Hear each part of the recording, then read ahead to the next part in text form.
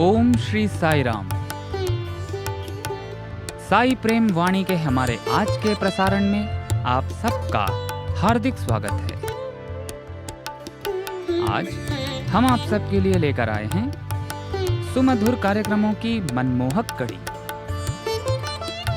आज के प्रसारण में आप दिव्य संदेश कार्यक्रम के अंतर्गत भगवान बाबा द्वारा लिखित महाग्रंथ श्री राम कथा रसवाहिनी का एक भाग एवं दिव्यानुभव प्रोग्राम के अंतर्गत एक कथा वार्ता सुनेंगे। तो चलिए कार्यक्रम का शुभारंभ करते हैं।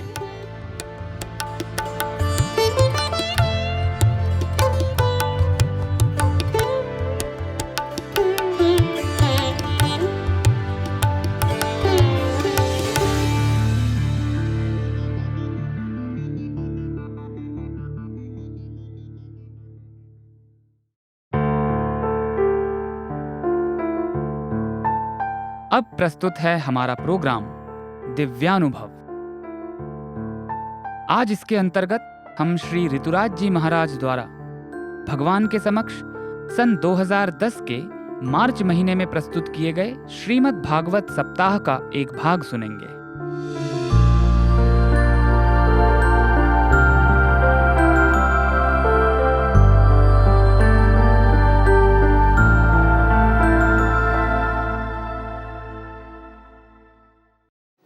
और जो लोग ये कहते हैं ना, तो वैदिक संस्कृति में नारी प्राचीन काल से स्वतंत्र मानी गई है।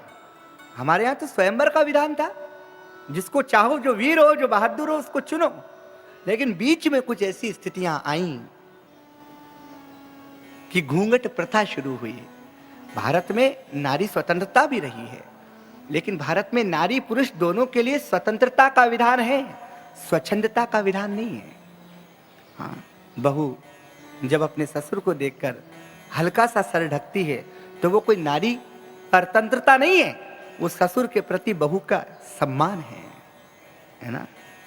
कैसा देश है, कैसा राष्ट्र है। कहते हैं कि 8-10 माताएं खड़ी हुई थी, है ना, थी और गीत गा रही थी। माताएं जब कुएं पर पानी भरने जाती हैं ना, तो गीत गाती हैं।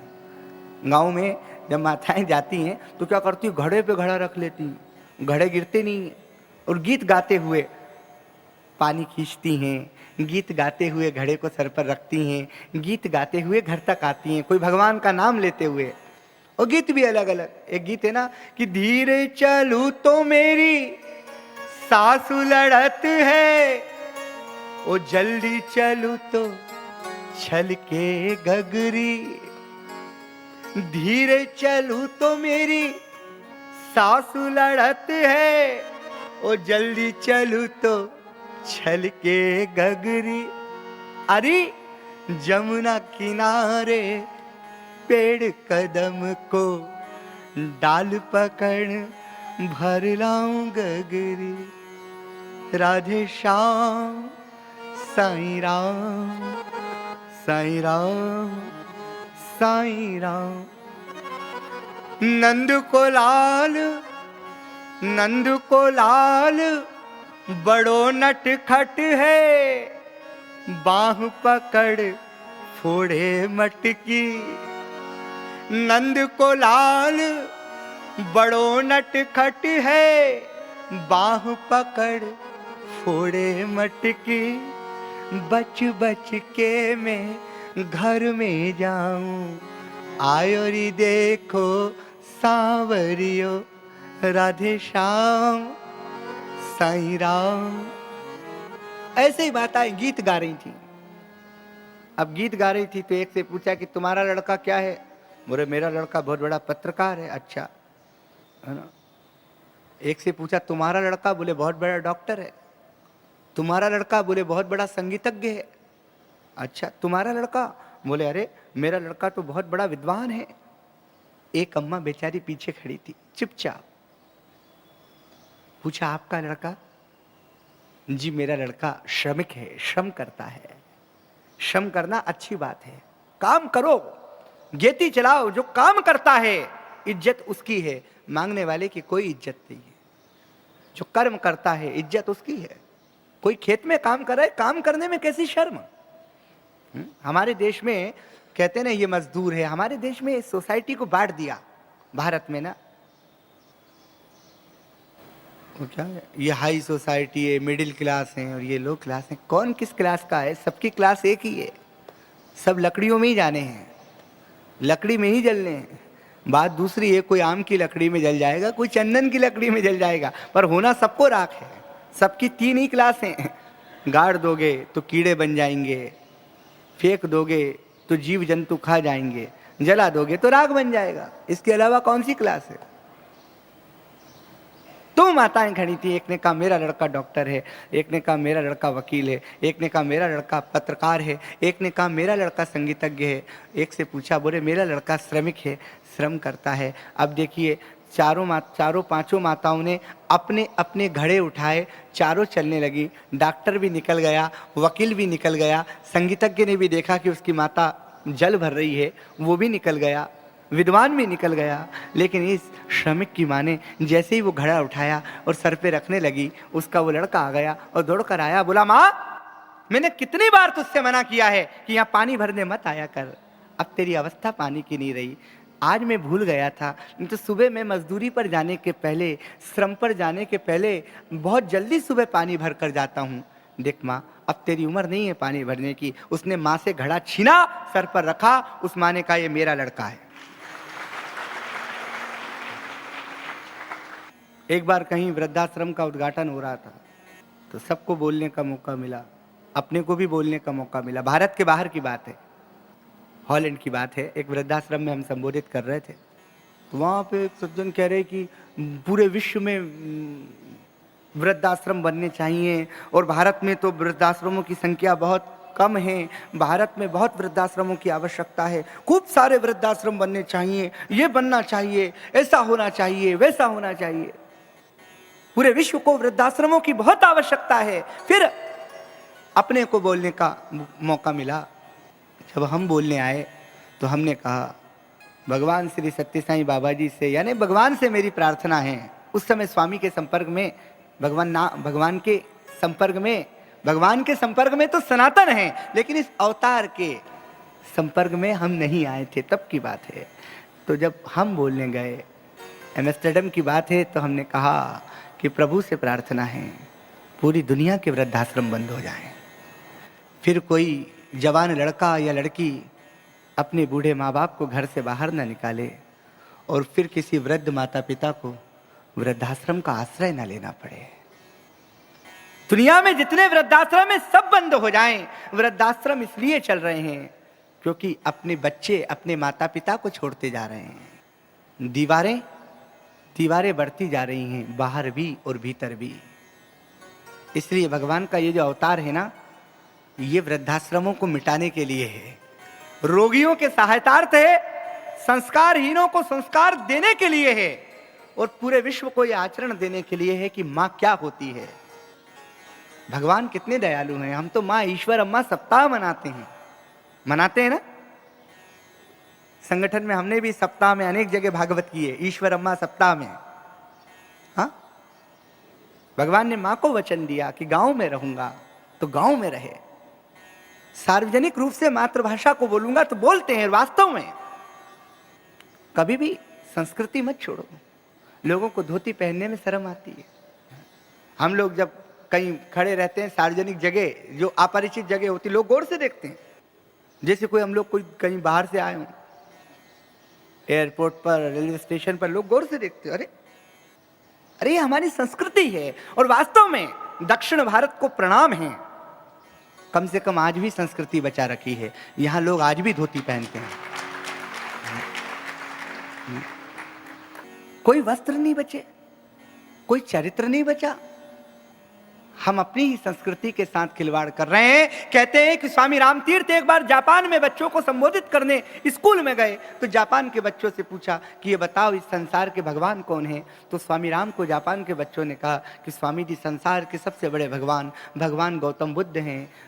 तो स्वामी राम तीर्थ ने अगला प्रश्न किया कि अगर भगवान गौतम बुद्ध ही तुम्हारे देश पर हमला कर दें, तो एक बालक उठा और उसने कहा कि गौतम बुद्ध हमारे भगवान हैं, लेकिन अगर वो हमारे राष्ट्र पर हमला करेंगे तो हम उनसे भी युद्ध करेंगे। पहले हमारे लिए देश है, पहले हमारे लिए राष्ट्र है, पहले हमारे लिए संस्कृति है।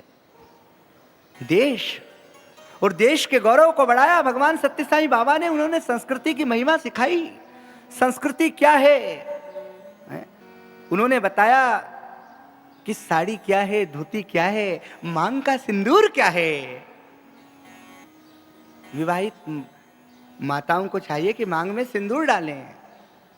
उन्होंने बताया कि बिंदी क्या है। उन्होंने बताया कि माताओं को कैसे रहना चाहिए, बाल बांधकर रहना चाहिए। खुले बाल द्रौपदी ने किए थे, खुले बाल केकई ने किए थे, को भवन में बैठी थी। बाल खोलना अशुभ लक्षण है। मर्यादा तो भगवान बाबा ने बताई ना। और एक शिक्षा का जो सर्वनाश हुआ वो हुआ ये सम्मिश्रित एजुकेशन से, जिसमें लड़के और लड़कियां साथ में पढ़ते हैं। ये बड़ी विषाक्त शिक्षा है, ये साक्षात विष है। संयम का रास्ता क्यों बताया इस देश, इस राष्ट्र में? आप देखें प्राचीन काल में कहीं भी किसी भी गुरुकुल में बालिकाएं और बालक साथ में नहीं पढ़ते थे। किसी भी गुरुकुल में प्राचीन काल से लेकर आज तक देखिए। आज तो खैर गुरुकुल ही कितने बचे हैं, अब तो महंगे महंगे स्कूल बचे हैं। तो भगवान ने कहा कि भाई संयम का तात्पर्य है कि लड़कों को अलग पढ़ाइए, लड़कियों को अलग पढ़ाइए। लड़के लड़कियों को यदि आप साथ में पढ़ाएंगे तो निश्चित विषाक्त परिणाम होंगे। और आज वो परिणाम हो ही रहे। ना माँ बच्ची को देखती है, ना बच्ची से बात करती है। नवरात्रि में गरबा हो रहा है। क्या गरबा हो रहा है? ये कोई गरबा हो रहा है? शराब पीकर गरबा हो रहा है। रात रात भर बेटियां घर के बाहर हैं और माँ बाप को चिंता नहीं है, गरबे में गई है। संस्कारात द्विजुच्यते, ये गरबा नहीं है ना। इससे माताजी प्रसन्न होने वाली हैं। माताजी को गरबे से कोई भगवती प्रसन्न होती है? ठीक है, एक प्रतीक है, एक आनंद का नृत्य है गरबा, है ना। तू काली रे कल्याणी रे माए, जाऊं जोम त्वा जोग। अब ये गरबा, अब इस गरबे को कितने विकृत ढंग से प्रस्तुत किया जा रहा है। गरबा नहीं मानो बियर बार हो गई हो।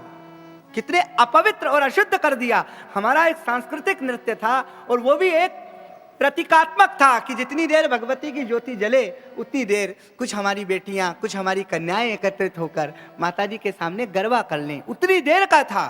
कोई रात रात भर का गरबा था, अशुद्ध कर दिया। गरबे का अर्थ क्या है? गरबे का अर्थ है कि भगवती का एक सांकेतिक भाव, क्योंकि गुजरात की अपनी संस्कृति है, वहां का अपनी एक भाषा है। तू पावागढ़ प्रगटाणी रे माए, जाऊं जोम त्वा जोग माया। तू काली रे कल्याणी रे माए, जाऊं जोम त्वा जोग माया। हो तू शंकर घर पट रानी रे माए, जाऊं जोम त्वा जोग माया।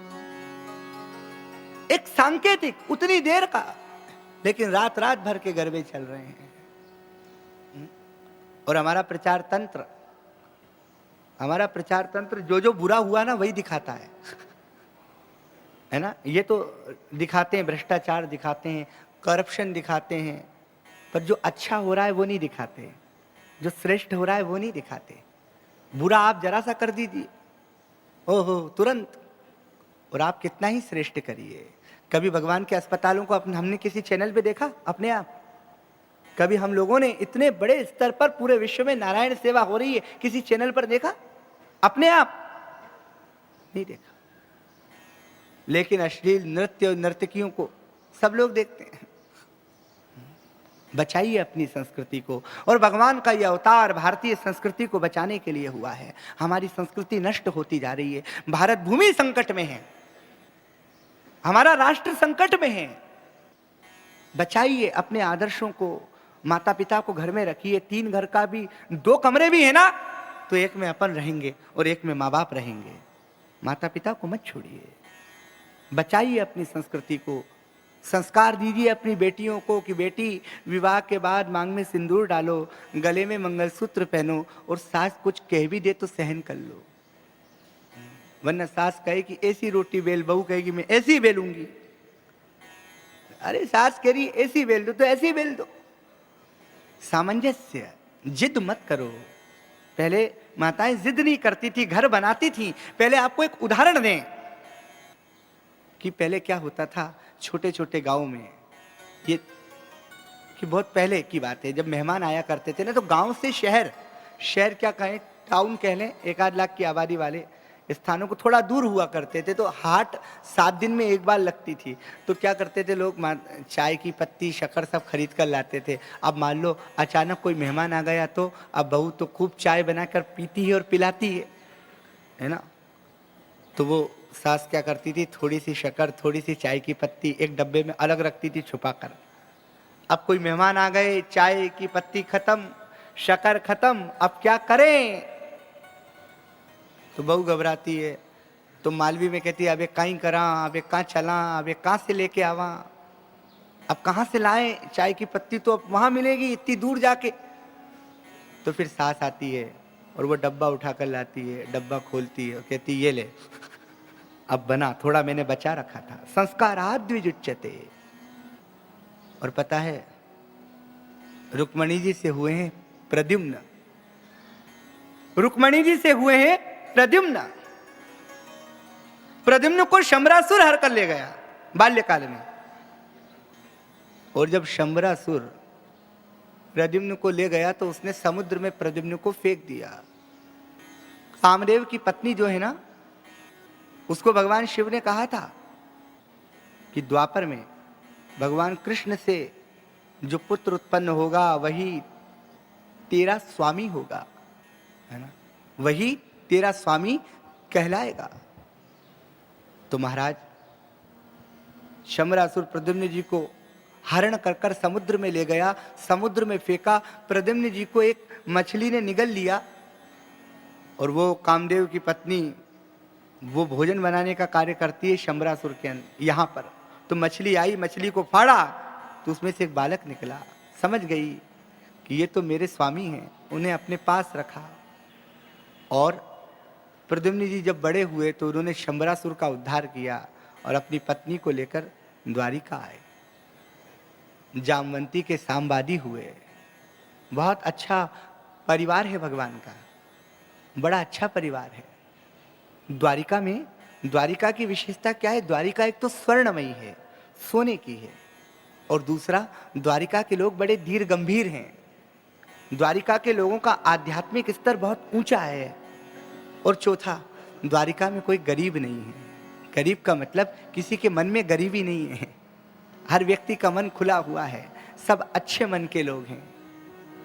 और द्वारिका में जो राज्य होता है उसमें भगवान ब्राह्मणों की सलाह देते हैं, विद्वानों की। भगवान तो भगवान है, लेकिन विद्वानों से चर्चा करते हैं, अब क्या करना चाहिए, क्या नहीं करना चाहिए, आगे की योजनाएं क्या हैं, आगे किस प्रकार से राष्ट्र को व्यवस्थित रखना चाहिए। और भगवान द्वारिकाधीश हैं, द्वारिका के स्वामी, द्वारिका के मालिक हैं। एक बार भगवान के पास इसी द्वारिका में अर्जुन की इच्छा हुई ब्याह करने की। भगवान भी चाहते हैं उनकी बहन सुभद्रा का ब्याह हो जाए अर्जुन से, पर बलराम जी अर्जुन को उतना पसंद नहीं करते। उनके मन में जरा, दुर्योधन उनका शिष्य है ना, दुर्योधन को गदा युद्ध जो सिखाया है वो बलदाऊ जी ने ही सिखाया है। अब भगवान कह रहे हैं कि अर्जुन से हो जाए, और भैया से बातचीत करना संभव नहीं है, कहीं उन्हें आदेश दे दिया तो अध्यादेश हो जाएगा। तो अर्जुन को कहा कि अर्जुन तुम सन्यासी का वेश धारण करो। अर्जुन ने सन्यासी का वेश धारण किया। ओम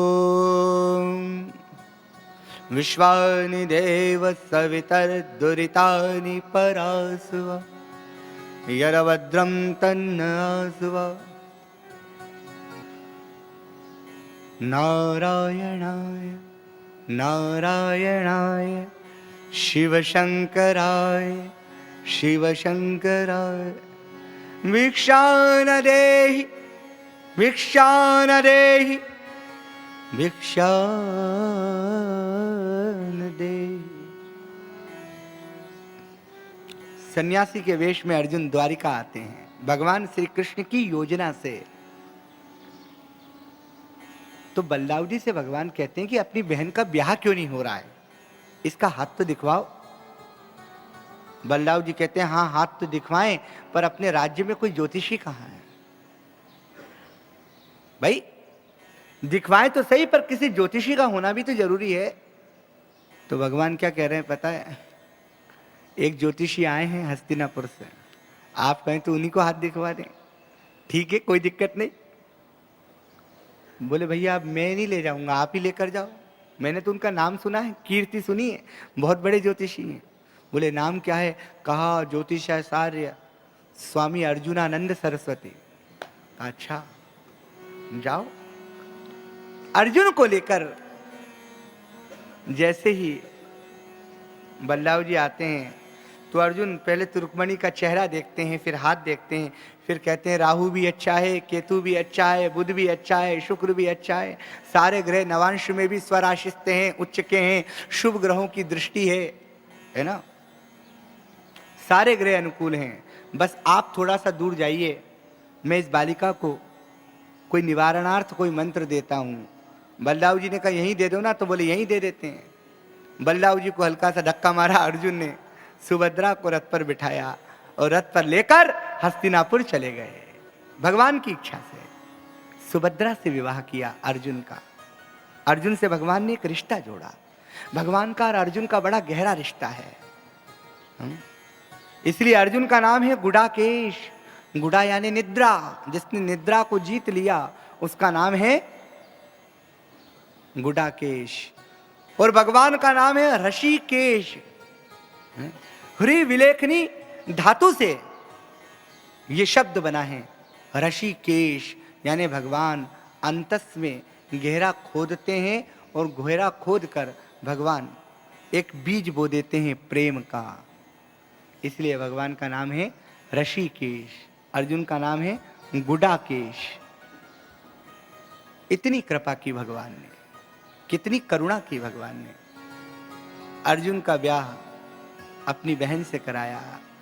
फिर नारद जी को शंका हुई कि ये अकेले भगवान 16,108 के साथ कैसे रहते हैं। 16,000 तो भौमासुर के यहाँ की और 8 स्वयं की। तो नारद जी के भी भगवान ने मोह का निवारण किया। नारद जी भगवान के जिस प्रसाद में जा रहे हैं वहीं भगवान कहीं भोजन करते हुए, कहीं संध्या करते हुए, कहीं बांसुरी बजाते हुए, कहीं ब्राह्मणों से चर्चा करते हुए, कहीं मित्रों से बातचीत करते हुए, कहीं राज्य के मंत्रियों से बातचीत करते हुए दिखाई दे रहे हैं। और देवर्षि नारद के मोह का निवारण हो गया। अब नारद जी ने सोचा कि चलो ये तो हो गया, लेकिन एक चीज समझ में नहीं आई कि अब इन रानियों की जरा परीक्षा ली जाए। तो नारद जी ने क्या कहा? सत्यभामा से कहा कि कन्हैया तो रुक्मणी से ज्यादा प्रेम करते हैं, तुमसे तो करते नहीं है। हाँ मेरे पास एक मंत्र है, अगर वो मंत्र मैं तुम्हें दे दूं तो प्रभु का प्रेम तुम पर अत्यधिक हो जाएगा, लेकिन उसके लिए तुम्हें भगवान को मुझे दान करना पड़ेगा। सत्यभामा ने कहा चिंता मत करिए। हाथ में जल लिया, नारद जी को दान कर दिया, नारद जी को दान कर दिया भगवान को। अब भगवान नारद जी के अधीन। नारद जी ने कहा उठाओ लोटा और सोटा, उठाओ अपनी पोटली और चलो, क्योंकि अब दान की वस्तु अपनी हो गई। नारद जी खूब भगवान से वस्त्र धुलवा रहे हैं, चरण दबवा रहे हैं, सेवा करवा रहे हैं, खूब सेवा करवा रहे हैं, भगवान भी खूब सेवा कर रहे हैं। अब सत्यभामा ने सोचा कि देखो मैंने तो दान दिया था कि मेरे बस में हो जाएंगे, लेकिन ये महाराज तो लेकर ही चले गए। वो कहीं इन्हें भगवाना पहना दे, नहीं तो हमारा क्या होगा। अरे राम राम राम। नारद जी के पास गए तो नारद जी ने कहा कि मुझे भगवान के बराबर स्वर्ण चाहिए। कितना स्वर्ण चाहिए? भगवान के बराबर स्वर्ण चाहिए। इतना स्वर्ण यदि तुमने मुझे दे दिया, भूल जाना चाहिए विठलनाथ। ठीक है, तो एक पलड़े में पूरी द्वारिका का स्वर्ण रख दिया और एक पलड़े में साईं कृष्णा बैठे हैं, लेकिन पता है स्वर्ण का पलड़ा नीचे ही नहीं होता, भगवान ऊपर ही नहीं होते। अब क्या करें? जामवंती ने कहा तुमने अच्छा काम किया सत्यभामा, बिना पूछे महात्मा को दान कर दिया, और वो भी इन महात्मा को। महात्मा को तो दिया, वो भी इन महात्मा को। ये बड़े विचित्र महात्मा हैं, बहुत सेवा करवाएंगे, इनकी कितनी भारी वीणा है, भगवान को वो उठानी पड़ेगी।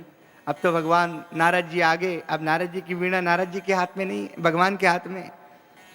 पोटली भी भगवान के हाथ में, भोजन भी भगवान ही बनाते हैं, सारा काम झाड़ू भी भगवान ही लगा रहे हैं, पूरी व्यवस्थाएं भगवान ही कर रहे हैं। नारद जी बड़े आनंदित हैं। सब रानियां एकत्रित होकर श्रीमती रुक्मणी जी के पास जाती हैं और सत्यभामा रोने लगती है, क्षमा मांगती है रुक्मणी जी से, मैंने बिना पूछे दान कर दिया, अब क्या करें? सत्यभामा का रुदन देखकर रुक्मणी जी कहती हैं चिंता मत करो, मैं चलती हूं। स्वर्ण से भी नहीं, हीरे जवाहरात रत्नों से भी नहीं, सत्यभामा, जामवंती, सारी रानियां, कालिंदिनी, भद्रा, लक्ष्मणा सब देख रही हैं, और एक तुलसी का पत्ता, तुलसी पत्र भगवती रुक्मणी ने लिया, और जैसे ही एक पलड़े में रखा तो वो पलड़ा नीचे हो गया और भगवान ऊपर हो गए।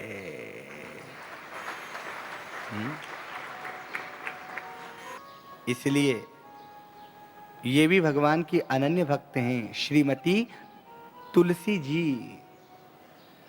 और भागवत भी भगवान का घर है। अनंत कोटि भगवान की कृपा कि तुलसी का पत्ता, तुलसी के पत्र से भगवान तुल गए, तुलसी के पत्ते से भगवान तुल गए, तुलसी के पत्ते से। यही महिमा है भगवान की। तो नारद जी को बदले में क्या मिला? तुलसी का पत्ता मिला। नारद जी को बदले में तुलसी का पत्र मिला। यही भगवान की महिमा है, यही भगवान की कृपा है। भागवत के दशम स्कंद में, पूर्वार्ध में और उत्तरार्ध में भगवान की जिन जिन लीलाओं का वर्णन है, वे सारी लीलाएं कैसी हैं? प्रारंभ में हमने बाल लीलाओं का श्रवण किया, राज लीलाओं का श्रवण किया, लेकिन द्वारिका में आने के बाद जो भगवान राजा के रूप में लीलाएं कर रहे हैं, वे लीलाएं तो अत्यंत महत्वपूर्ण हैं। फिर द्वारिका के सारे नगरजन, सारे सभासद सब एकत्रित हो रहे हैं, ब्राह्मण भगवान के पास जा रहे हैं। और एक ब्राह्मण भगवान के पास आया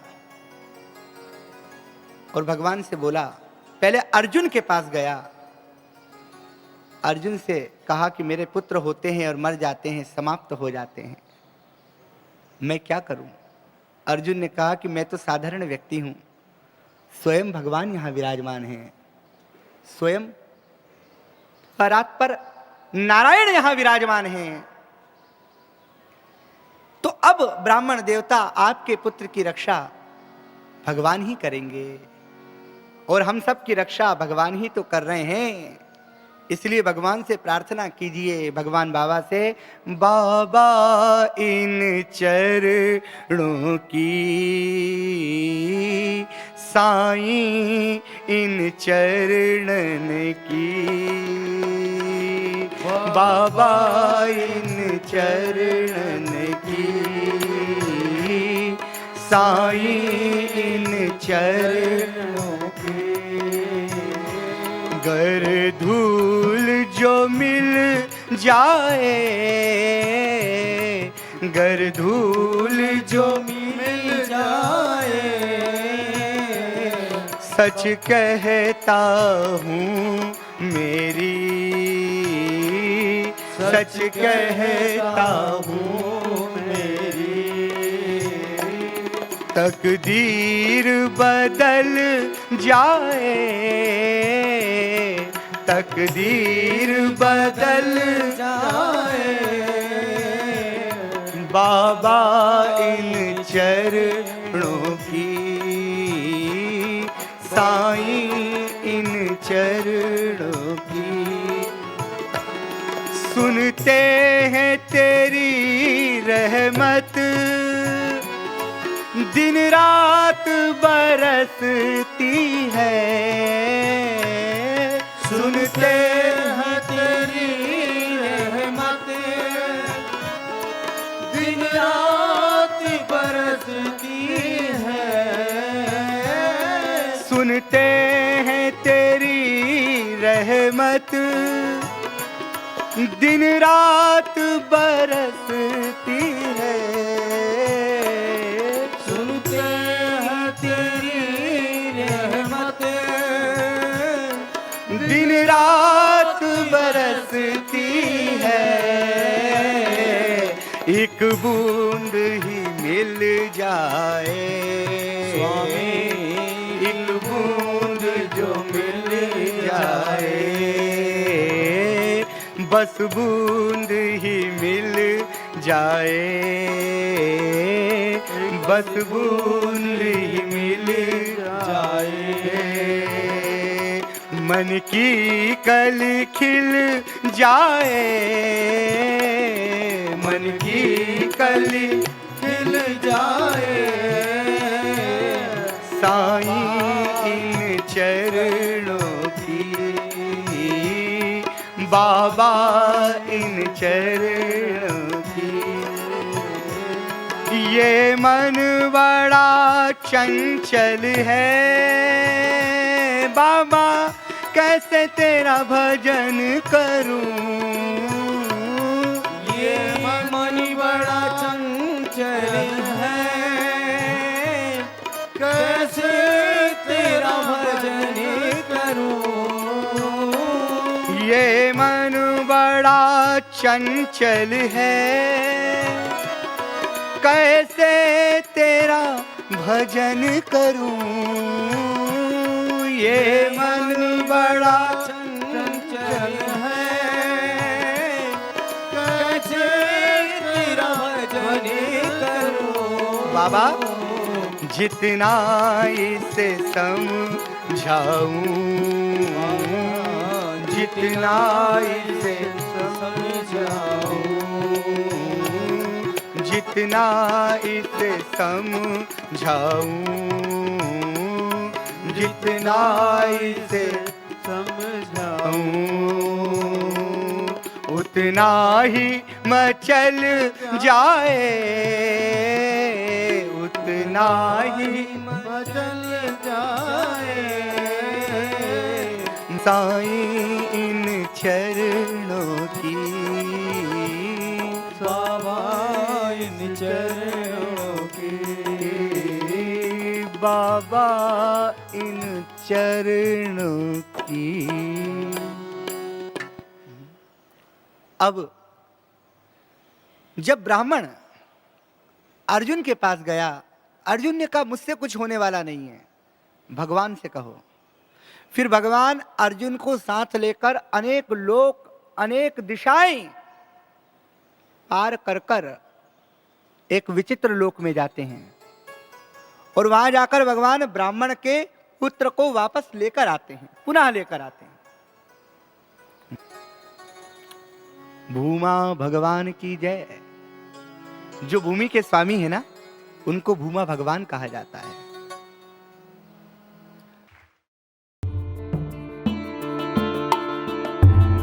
अभी आप सुन रहे थे हमारा दिव्यानुभव प्रोग्राम। आज इसके अंतर्गत आपने श्री ऋतुराज जी महाराज द्वारा भगवान के समक्ष सन 2010 के मार्च के महीने में प्रस्तुत किए गए श्रीमद् भागवत सप्ताह का एक भाग सुना।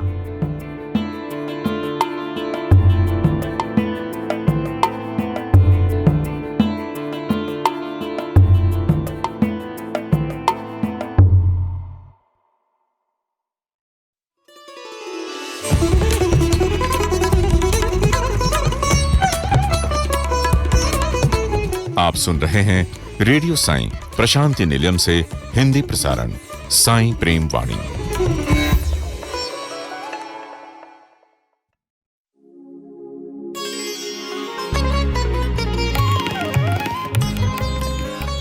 अब प्रस्तुत है दिव्य संदेश। इसके अंतर्गत भगवान बाबा द्वारा लिपिबद्ध किए गए महाग्रंथों में से एक श्री राम कथा रसवाहिनी का एक भाग आज हम प्रस्तुत करने जा रहे हैं। दिव्य संदेश, साई संदेश, दिव्य संदेश, साई संदेश। प्रभात बेला में प्रथम रश्मि के प्रस्फुटित होते ही सभी लोग वन जाने के लिए तैयार हो गए। आश्रम से प्रस्थान के पूर्व उन्होंने ऋषि को साष्टांग प्रणाम कर आशीर्वाद ग्रहण किया। आगे आगे मार्ग प्रदर्शित करते हुए सेवक चले और फिर जनसमूह और रथों ने उनका अनुगमन किया। तत्पश्चात भरत निषाद राजगुह के कंधे पर हाथ रखकर चल दिए। वे भ्रातृ प्रेम व श्रद्धा की प्रतिमूर्ति आभासित हो रहे थे। वे नंगे पैर थे, जिस कारण कांटों और कंकड़ों से चरणों की रक्षा न हो सकी तथा सूर्य ताप से बचने के लिए उनके सिर पर छत्र नहीं था। उन्होंने अपने ऊपर किसी को छत्र नहीं लगाने दिया और न ही पैरों में पहनने के लिए जूते ही लाने दिए, किंतु पृथ्वी उन पर द्रवीभूत हो गई और उनके मार्ग को कोमल और स्निग्ध बना दिया। संपूर्ण यात्रा के समय वायु ने भी उन्हें शीतलता प्रदान की। गोधूली बेला में वे यमुना तट पर पहुंचे। रात भर में ही असंख्य नौकाएं तट पर एकत्रित हो गई, जिससे प्रातः होने पर अपार जनसमूह एक ही समय में नौकाओं में नदी पार कर सके। तत्पश्चात स्नान कर तथा उस पवित्र नदी को कृतज्ञता पूर्वक सादर प्रणाम कर वे सब अपनी आगे की यात्रा पर चल दिए। आगे चलकर भरत शत्रुघ्न ने भी तपस्वी वेश धारण कर लिया। उनके साथ मंत्रीगण, राजकुमारों के सहचर तथा सहायक अपने हृदय में राम और सीता की छवि अंकित कर चल रहे थे। अपार जनसमूह को जाते हुए देखकर ग्रामवासी आश्चर्यचकित हो मार्ग में ही खड़े होकर उन्हें देखने लगे। जो स्त्रियां नदी से जल भरने जा रही थीं, उन्होंने भी अपने पात्र नीचे रख दिए और जड़वत हो निर्निमेष दृष्टि से उन दोनों भाइयों को देखने लगी। उन्होंने इस डर से पलक भी नहीं झपकाई कि कहीं वह मनोहर दृश्य भंग ना हो जाए। वे अति चकित थीं कि वे लोग कौन थे। उन्होंने अनुमान लगाया कि वे राम और लक्ष्मण ही थे, जो पहले सीता के साथ वहां से निकले थे। अब वे ही पुनः वहां से जा रहे थे, किंतु अब उनके साथ सीता नहीं थी, अपितु सशस्त्र सैन्य दल, रथ, हाथी, घोड़े और पथसेना थी। वे विस्मित थीं कि सीता कहाँ थीं। उन्होंने अत्यंत आतुरता पूर्वक अपार जनसमूह में सीता को ढूंढा, किंतु निराश हो आपस में एक दूसरे के कान में धीरे धीरे कुछ कहने लगी। उनके वचन सत्य थे। एक स्त्री दूसरे से तर्क करती हुई बोली, उस दिन जब राम और लक्ष्मण को देखा था तो उन दोनों भाइयों के मुख तेज, शारीरिक कांति, यौवन, गुणों और ज्ञान प्रकाश से दैदीप्यमान थे, किंतु इन दोनों के मुखों पर निराशा छाई हुई है। अतः शायद ये वही दोनों भाई नहीं हैं जो पहले यहां से निकले थे। उनके इस वार्तालाप को एक राज्य सेवक ने सुन लिया और भरत को बताया। इसी बीच उन स्त्रियों को ज्ञात हुआ कि वे राम के भाई थे और राम के दर्शनार्थ जा रहे थे।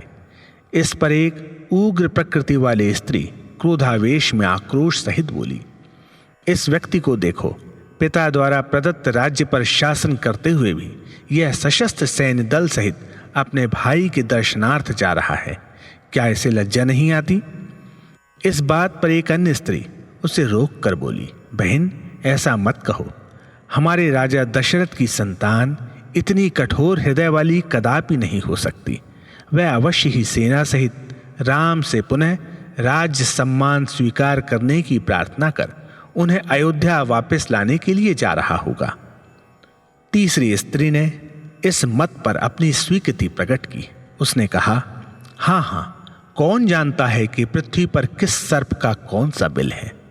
कोई भी व्यक्ति किसी के स्वभाव के विषय में कुछ नहीं कह सकता। दूसरे की भावनाओं और प्रयोजनों को कौन जान सकता है। संभव है कि वे उच्च श्रेणी के ही हों, किंतु राम तो सत्य पर दृढ़ हैं, चाहे कोई कितनी भी हट या प्रार्थना करे। किंतु वे वनवास की 14 वर्ष की अवधि से पूर्व अयोध्या नहीं लौटेंगे, यह मेरा विश्वास है। इस प्रकार उसने अपनी उदात्त भावनाएं प्रकट की। सिपाहियों ने ग्राम नारियों का संपूर्ण वार्तालाप अपने स्वामी भरत और शत्रुघ्न को सुनाया। उन्हें यह जानकर अति प्रसन्नता हुई कि उन ग्रामीण भोली भाली स्त्रियों ने भी राम के महात्म्य का आश्चर्यजनक अध्ययन किया है। लोगों से राम के गुणों की तथा उनकी स्वयं की विनम्रता एवं भ्रातृभक्ति भाव की प्रशंसा सुनते हुए वे सब आगे चल दिए। प्रत्येक क्षण वे अपने हृदय को राम पर ही केंद्रित रख रहे थे। मार्ग में उन्हें अनेक ब्राह्मण, ऋषि मुनि तथा अन्य महात्मा मिले। उन्होंने देखा कि सभी लोग राम के गुणगान के पवित्र कार्य में व्यस्त थे। भरत ने उन्हें साष्टांग प्रणाम किया और पूछा कि वे लोग कहाँ से आ रहे थे। तब उन महात्माओं ने अपने हर्षाद्वेग को नियंत्रित किया और अंत में उत्तर के लिए भाव व्यक्त करने में सफल हुए। भरत ने उन्हें अत्यंत आकुल दृष्टि से देखा। जब उन्होंने बताया कि वे सीता, राम और लक्ष्मण के दर्शन करके वापस आ रहे थे, तो भरत व शत्रुघ्न उनके चरणों में गिर पड़े। उनके नेत्रों से अविरल अश्रुधारा प्रवाहित थी। उन्होंने कहा, ओह, आप कितने सौभाग्यशाली हैं, वे कहाँ हैं? उन्होंने उन महात्माओं का भी कुशल क्षेम पूछा और जब उन्हें मालूम हुआ कि अभी कुछ यात्रा शेष थी, तो उन्होंने उसी स्थान पर रात्रि व्यतीत करने का निश्चय किया। प्रातः होते ही उन्होंने देखा कि वे चित्रकूट पर्वत के निकट थे। अतः वे राम, लक्ष्मण और माता सीता से मिलने की उत्कंठा लिए दुगनी आतुरता से अपनी यात्रा पर अनवरत अग्रसित हुए। मध्याह्न के समय उन्हें मंदाकिनी नदी का कलकल स्वर सुनाई पड़ रहा था और चित्रकूट पर्वत स्पष्ट रूप से दिखाई दिया। ज्यों ही उस पर्वत पर उनकी दृष्टि पड़ी, त्यों ही अयोध्यावासी और दोनों भाई भरत व शत्रुघ्न उस मैदान में श्रद्धा पूर्वक नतमस्तक हो गए। फिर उठकर वे नवशक्ति सहित आगे बढ़े। जो व्यक्ति अत्यधिक थके हुए थे और आगे की यात्रा के लिए निरुत्साही हो गए थे, उन्हें अचानक स्वयं में अपार शक्ति का आभास हुआ। वे अपनी शारीरिक दशा की चिंता न कर तीव्र गति से चलने लगे। पद यात्रा के कारण जिन लोगों के तलवों के घावों से रक्त बह रहा था, उन्हें जल्दी जल्दी जाते हुए जयकार और राम नाम की ध्वनि से एकाएक शक्ति संचार का भान हुआ। उस दिन राम पौ फटने से 1 घंटा पूर्व ही उठ गए और उन्होंने सीता को बताया कि उनके पिता दशरथ उनकी चेतना में अन्य दिनों की अपेक्षा आज अधिक आ रहे थे। इस पर सीता ने कहा, स्वामी, आपको ज्ञात है कि मुझे कभी कोई स्वप्न नहीं आता, किंतु आज रात मुझे बहुत सुंदर स्वप्न आया। मैं यह भी कह सकती हूं कि वह वास्तव में कोई स्वप्न नहीं था। मैंने देखा कि भरत और शत्रुघ्न आपके वियोग में अति दुर्बल और क्षीण हो गए हैं। मैंने यह भी देखा कि उनके लिए आपके बिना अयोध्या में रहना असंभव है। अतः वे केवल अयोध्या वासियों के साथ ही नहीं, अपितु कौशल्या, सुमित्रा और कैकेयी सहित हमारे पास आ रहे हैं। अपना यह स्वप्न सुनाते समय सीता के नेत्र सजल हो उठे। राम ने लक्ष्मण को पास बुलाकर कहा, भाई, तुमने सुना? क्या तुमने सीता का स्वप्न नहीं सुना? यह शुभ लक्षण का संकेत नहीं है। सीता ने अन्य सभी को देखा और मैंने निज स्वप्न में केवल पिताजी को अकेले देखा। उनके साथ कोई व्यक्ति या सगे संबंधी नहीं थे। इससे मुझे अपशकुन का संदेह हो रहा है। आओ हम स्नान करें, यही सर्वोत्तम है। तदनुसार तीनों नदी पर स्नान करने चले गए। तत्क्षण पक्षीगण आकाश में कलरव करने लगे। उत्तरी खंड में मिट्टी का घना बादल आच्छादित हो गया। अनेकों पशु पक्षी भयभीत हो इधर उधर भागने लगे। इस प्रकार की असामान्य स्थिति का कारण जानने के लिए लक्ष्मण एक वृक्ष पर चढ़े। उन्होंने पदसेना, घुड़सेना, रथ सेना और गज सेना का दल अपनी ओर आते देखा। उन्होंने अनुमान लगाया कि सेना के आगे कोई राजा था। उन्होंने तदनुसार राम को सूचित किया। राम ने उन्हें बताया कि सीता का स्वप्न सत्य सिद्ध हो रहा था। उन्होंने शीघ्र ही वापस पर्णशाला में लौट जाने का परामर्श दिया। इस बीच भील, किरात तथा जंगल के अन्यवासी राम के पास दौड़कर आए और हाँफते हुए उन्हें बताया कि एक सैन्य दल उस स्थल की ओर आ रहा था और उस सेना के नायक के रथ के ध्वज पर वट वृक्ष का चिन्ह अंकित है। सीता, राम और लक्ष्मण का यह अनुमान दृढ़ हो गया कि उनकी ओर उन्मुख व्यक्ति भरत के अतिरिक्त अन्य कोई नहीं हो सकता। उन्हें कोई शंका नहीं थी। इस समय तक लक्ष्मण क्रोध से थरथराने लगे। वे विवाद करते हुए बोले कि राम के दर्शनार्थ आने के लिए वह संपूर्ण सैन्य शक्ति क्यों लाए थे। लक्ष्मण ने तर्क करते हुए कहा कि उस अधम स्त्री, उसकी मां ने ही उसे यह सलाह दी होगी और ऐसा प्रतीत होता है कि उसने कुलटा की इस व्यूह रचना को स्वीकार कर लिया है कि वह जंगल में अकेले और निशस्त्र राम पर प्रहार करेगा, जिससे राम कदापि अपनी राजधानी में न लौट सकें और उनके राज्य में कोई बाधा न आए। लक्ष्मण में प्रबल क्रोधाग्नि भभक उठी। उनके नेत्र क्रोध के कारण गरम लाल अंगारे हो गए। उनके वचन फरसे की धार के समान तीक्ष्ण बन गए। राम ने लक्ष्मण की यह परिवर्तित दशा देख उनसे कहा, लक्ष्मण, सहनशील बनो, विकल मत हो, शांत रहो। भरत निज धर्माचरण में दृढ़ है। उनका प्रेम अपरिमित है। जिस प्रकार कमल से सरोवर सुशोभित होता है, उसी प्रकार भरत ने इक्ष्वाकु राजवंश की कीर्ति को द्विगुणित किया है।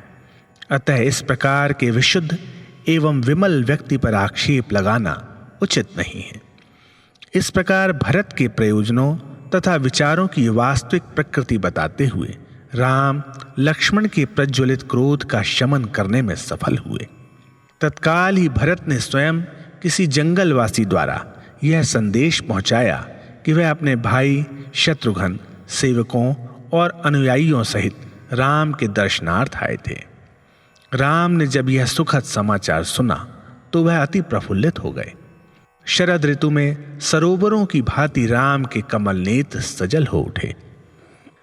यह सब उस समय हुआ जब राम, लक्ष्मण और सीता त्वरित स्नान कर शीघ्र ही पर्णशाला को लौट रहे थे।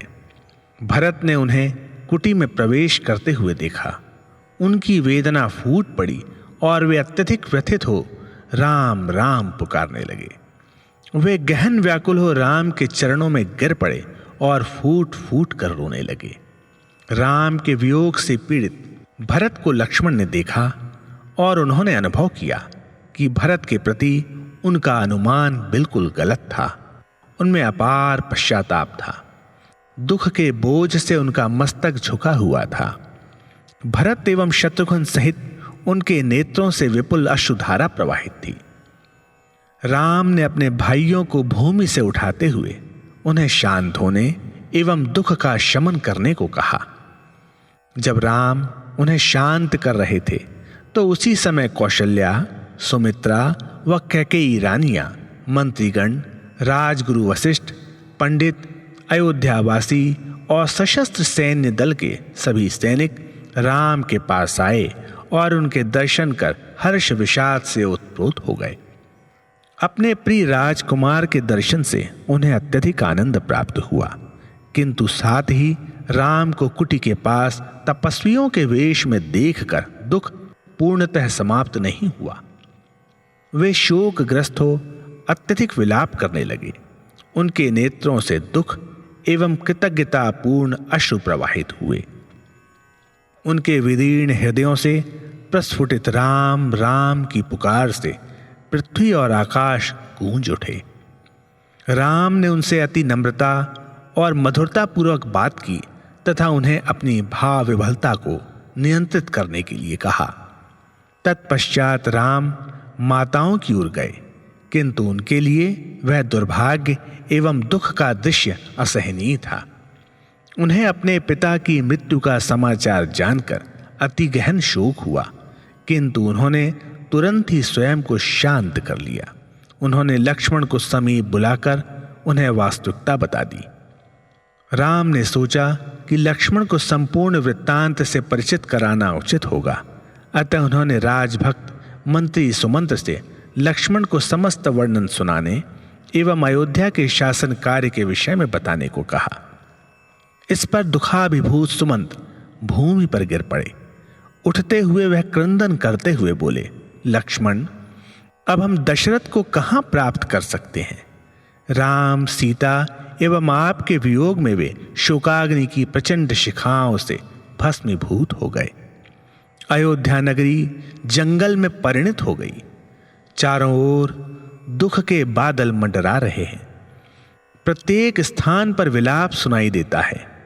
आपके अयोध्या से जाने पर केवल मनुष्यों ने ही नहीं, अपितु पशु पक्षियों ने भी अपना जीवन त्याग दिया। शेष आपके लौटने की आशा में जीवित हैं। यह सुनकर लक्ष्मण के नेत्रों से अश्रुओं की अजस्त्र धारा फूट पड़ी। वे निरुत्तर हो जड़वत खड़े रहे। बिना कुछ कहे लक्ष्मण राम के पास आ गए और अवरुद्ध स्वर में बोले, मैं स्वप्न में भी ऐसे भयानक संकट की कल्पना नहीं कर सकता था। हम अपने पिताजी के अंतिम क्षणों में उनके दर्शन नहीं कर सके। राम ने उन्हें यह कहते हुए सांत्वना दी कि विगत के लिए पश्चाताप करने से कोई लाभ नहीं है। राम ने कहा, शरीर तो पानी के बुलबुले के समान क्षणभंगुर है। यदि आज नहीं तो कल उसे अवश्य ही फूट कर समाप्त होना है। राम इस प्रकार के आदर्श उपदेश देते रहे और फिर दोनों भाई नदी में नैमिक स्नान करने गए, जो सगे संबंधियों की मृत्यु को सुनकर ऐसे अवसर पर किया जाता है। इस बीच सीता, कौशल्या, सुमित्रा व कैकेयी के पास गईं और अत्यंत आदरपूर्वक उनका चरण स्पर्श किया। उन्होंने गुरुदेव की पत्नी को भी प्रणाम किया। सीता अयोध्या नगरी की सभी नारियों से मिली और सीता के स्नेहपूर्ण स्वागत से उन्हें अत्यधिक सुख मिला। ज्यों ही रानियों की दृष्टि सीता पर पड़ी, वे विलाप करने लगीं। अयोध्या से आई स्त्रियां भी सुकुमार लावण्यमयी सीता को देखकर अति दुखग्रस्त हो गईं। राजा दशरथ के देहांत को सुनकर सीता रानियों को साष्टांग प्रणाम कर बारंबार कहने लगी, हाय, हमारा घोर दुर्भाग्य है। राजा हमारा वियोग न सह सके और उन्होंने प्राण त्याग दिए। दशरथ की मृत्यु के समाचार ने सीता के हृदय पर कठोर वज्रपात किया। नियति के इस परिवर्तन पर सभी रानियां और सीता बहुत समय तक रुदन करती रहीं। उस दिन किसी को भी भोजन या जल में रुचि नहीं थी। संपूर्ण दिन रात गहन दुख में व्यतीत हुआ।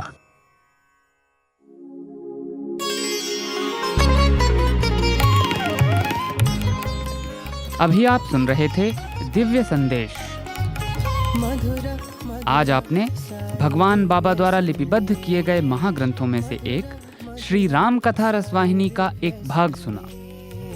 भवसागर तार का दिव्य संदेश, साई संदेश, दिव्य संदेश, साई संदेश।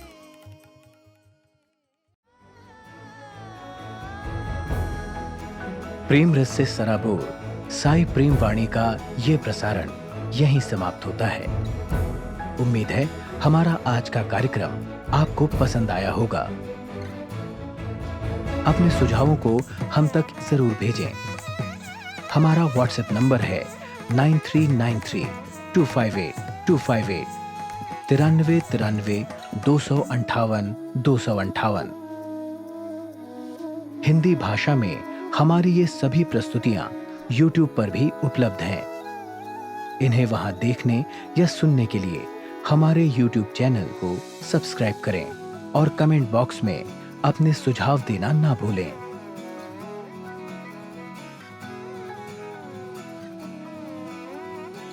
भक्तगण जिस प्रकार गंगा जी का जल गंगा जी से लेकर गंगा जी में ही खड़े रहकर गंगा जी को ही अर्पित करते हैं, उसी प्रकार हे स्वामी, आपकी प्रेरणा और नियंत्रण में बना ये प्रसारण आपको ही समर्पित है।